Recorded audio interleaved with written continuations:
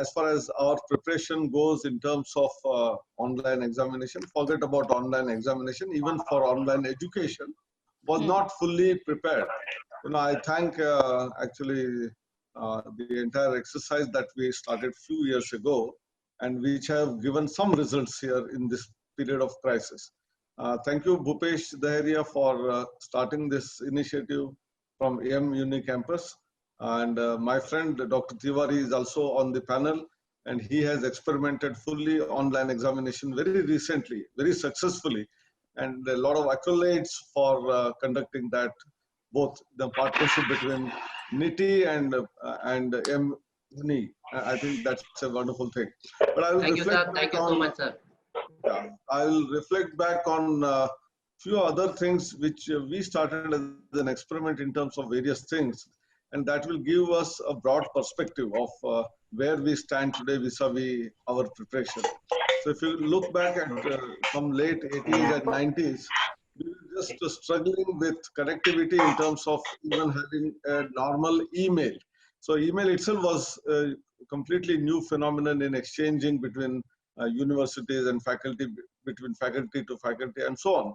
But come 2000, that is 21st century, first decade, many things have started off, some of them very interesting ones in terms of, you can say, Khan Academy, for example, in terms of education content being delivered in very small packets.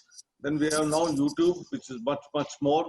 But my own experience was with College of Engineering, Pune, where I was director. We had an online, direct, face-to-face class of IIT Bombay, reflected for students of College of Engineering, Pune. So I think that was the beginning. And mind it, this was in the year 2006, when in none of the MOOCs courses, whether it is Coursera or MIT's edX, had come into existence.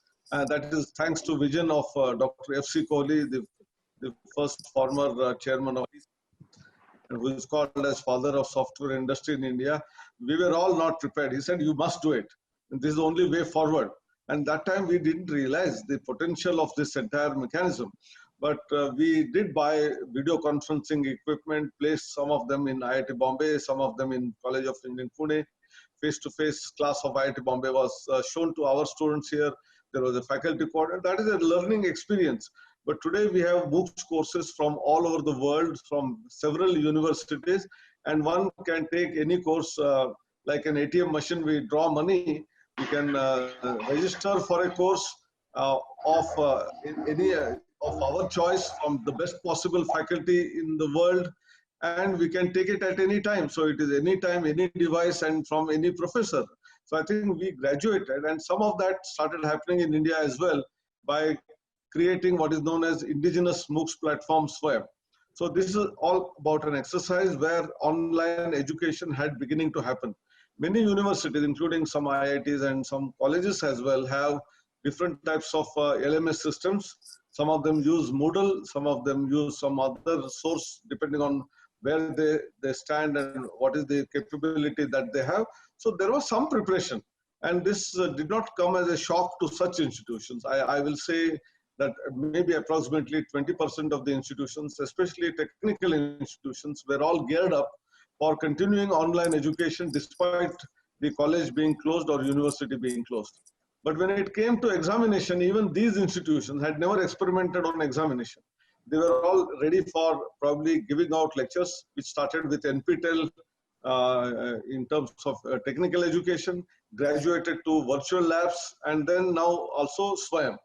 So I think all this development was creating infrastructure from different corners, and what we call it as National Knowledge Network, NKN connectivity, which is 1 GB connectivity, existed in about say 1500 odd institutions in the country. But this was really not enough for the COVID-like crisis which has emerged. The reason is, in any educational institution, students are not from nearby area, but they may come from anywhere in the country. And in fact, some of them may be foreigners. And those who have come from different parts, maybe remote Northeast, maybe remote tribal area, maybe small village somewhere else, and there is no connectivity. So if you are continuing the classes, that itself is affecting the student. And when it goes to examination, it is much more further difficult actually, that he will not be able to answer the questions within that time limit which is specified. I think therefore the infrastructure in terms of connectivity in the country is going to be one of the most priority areas for the government immediately after the COVID-19 is over and the activities start. I think the first thing is, like, we build highways, we build railways, we build airports. I think building of the IT infrastructure and fiber connectivity to all villages. We said that electricity has reached all the villages. Now internet has to use, the fiber connectivity has to reach every village. And then maybe at every home later, but at least for every village, then there may be some common facilitation centers where education can continue, where students can come and take the examination. I think so many things will start happening. I think I will end here, and I'm very thankful to MUni Campus for developing a application by which online proctored examination is possible.